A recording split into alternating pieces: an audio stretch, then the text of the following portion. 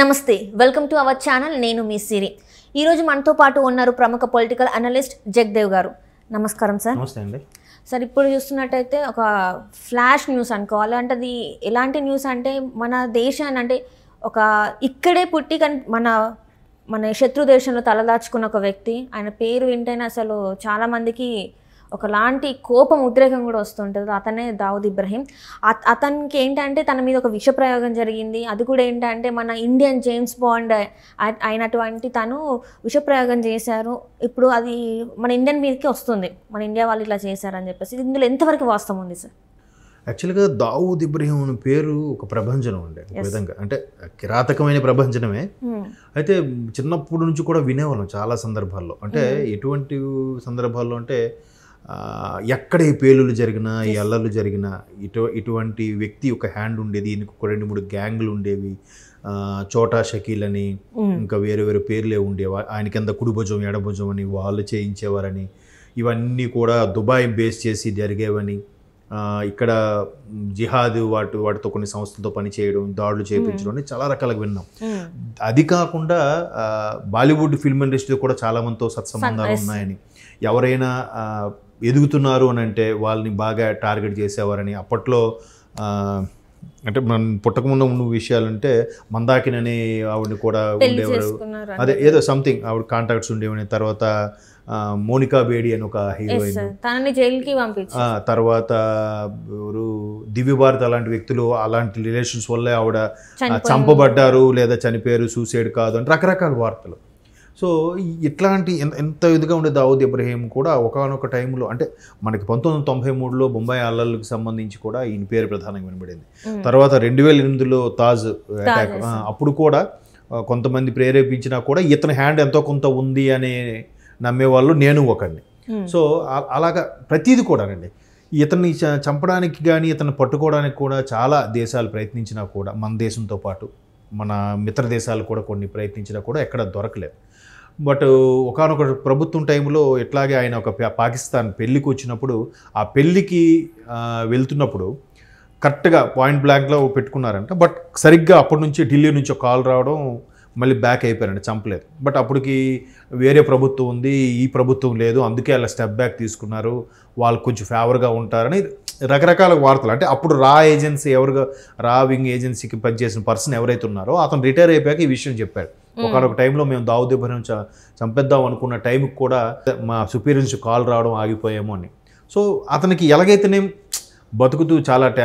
మంచి భద్రతో బతుకుతూ వస్తున్నాడు అయితే రీసెంట్గా ఇప్పుడు మనకి ఇవాళ వస్తున్న ఒక విధంగా బ్రేకింగ్ న్యూస్ ఏంటంటే ఆయన చనిపోయాడని వార్త కూడా వస్తున్నాయి మేబీ చెప్పలేం పాపి చిరాయు కదా చనిపోయలేదు తెలియదు బట్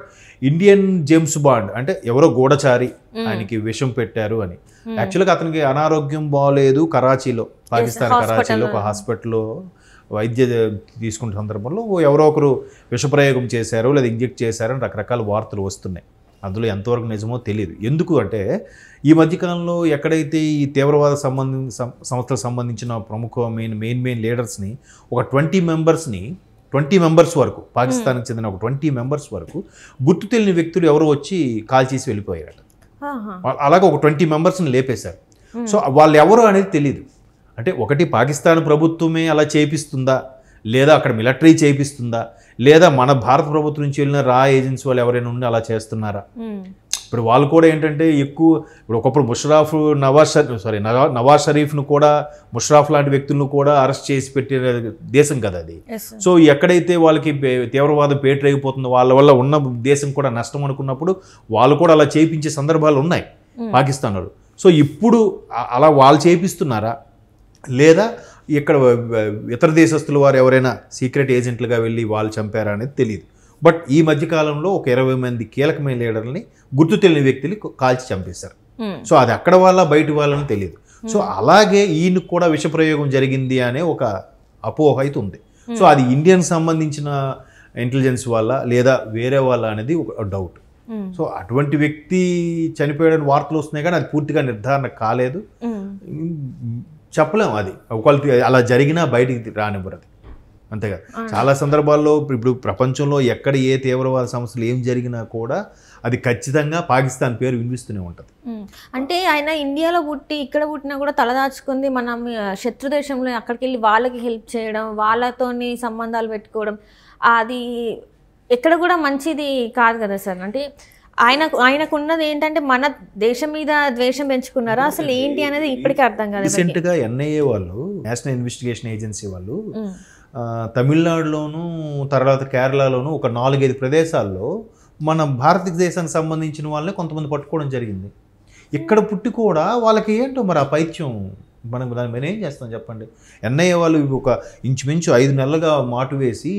ఎంక్వైరీ చేస్తే ఇక్కడ నుంచి వాళ్ళు మెయిల్స్ అవి పెట్టడం చేయడం జరుగుతుంది. అంతేందుకు మన హైదరాబాద్లో కూడా కొంతమంది ఆ జిహాద్కి సంబంధించి ఐఎస్ఐ సంబంధించి కొన్ని మెయిల్స్ పంపిస్తే వాళ్ళ మెయిల్స్ని ట్రేస్ చేసి వాళ్ళ పేరెంట్స్ని పిలిచి మన వాళ్ళు కౌన్సిలింగ్ కూడా చేస్తూ ఉంటారు. ఇక్కడ హైదరాబాద్లో జరుగుతుంటుంది. మన కమిషన్ ఆఫీస్కి ఎక్కడికో పిలిపించి ఎవరెవరైతే తీవ్రవాదం వైపు అట్రాక్ట్ అవుతున్నారో అటువంటి పిల్లలు ఎక్కడైతే మెయిల్స్ పెడుతున్నారో ఆ మెయిల్స్ తీసి దాన్ని ట్రేస్ అవుట్ చేసి ఆ ఐపీ నెంబర్ ద్వారా ట్రేస్ అవుట్ చేసి వాళ్ళని ఐడెంటిఫై చేసి వాళ్ళ పేరెంట్స్ని వాళ్ళని పిలిపించి కౌన్సిలింగ్ చేస్తున్నారు. మీ అబ్బాయిలు ఇప్పుడు చదువుకుంటున్నారు, ఇప్పటి నుంచి అటు అట్రాక్ట్ అవుతున్నారు, ఏంటి రీజన్, ఎందుకు ఎలాగా వీళ్ళు మళ్ళీ ఇది